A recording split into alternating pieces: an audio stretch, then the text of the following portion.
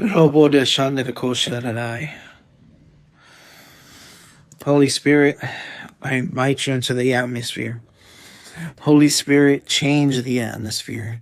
This atmosphere is conducive to the Holy Spirit. Here's the truth. Those with ears to hear, let them hear. Those with eyes to see, I command them to dig deeper and see in the Spirit.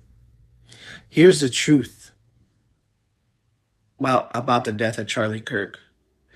This is what was revealed in the Spirit. This is the revival generation. What has happened has ignited the fire of the Holy Spirit within so many of the youth. Right now, the Lord is saying to you, how much more? How much more do I have to show you for you to get up and act? How much more do I have to do for you to get up and see? Come and see. Make yourself aware of the signs and wonders that come your way. You see, the death of Charlie Kirk was an attack on God. Some people might say, oh, no one attacked a church. No one shot up a church. Sometimes you don't need to do that in order for it to be an attack on God. If you're going to attack God, you also can attack God's people. But that always backfires. Always. Now, let's step in a little bit more. Let's dive in a little bit more. Charlie Kirk. What does Charlie mean? Charlie means free man. Kirk means church.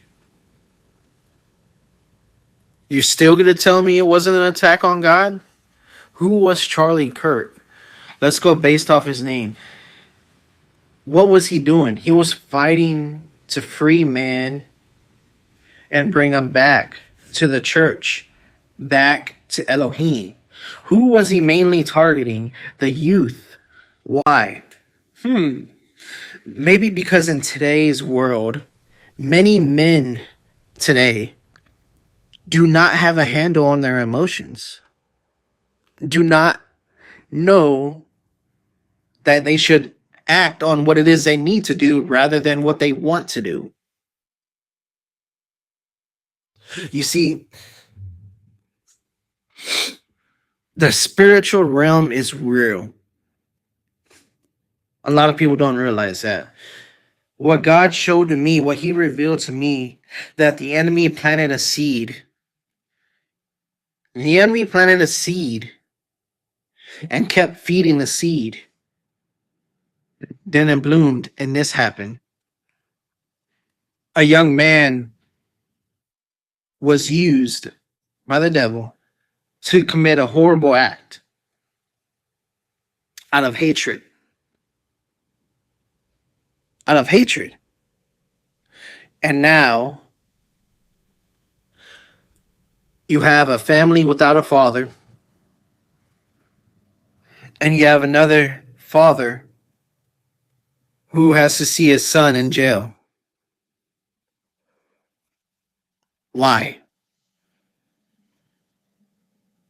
Because of the enemy. Who is the enemy? The devil. I need you to understand this. Who was Charlie Kirk? Yes, he was a politician. Yes, he was a activist for Trump.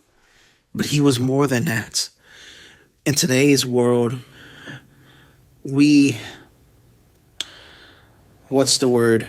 see ourselves by what we do. We classify ourselves by what we do, what job we have as men. Yes, he was a politician. But I'm saying he was more than that. He was a righteous man of God who stood on God's truth, who was working to combine church and state, working to revive the nation back to the ways of God. You're still going to tell me that it wasn't an attack on God. When you attack God, he's not just going to let it slide. No. See, sometimes things like this have to happen in order for others to rise up. You see, the enemy will try to sow fear into many of you young men, many, not just young men, but women as well. Into many people, he wanted to sow fear about speaking truth and standing on God's truth. That is what it was. Did it work? I don't think so. If anything, I can't wait to see what happens here. I literally cannot wait to see the fire from the youth, from this generation. The day will come where those who scorn others will no longer scorn but encourage. The day will come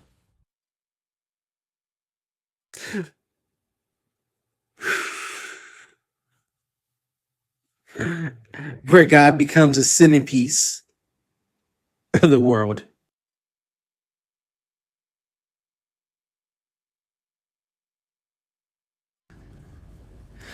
So those with a voice speak. Those with a voice rise up.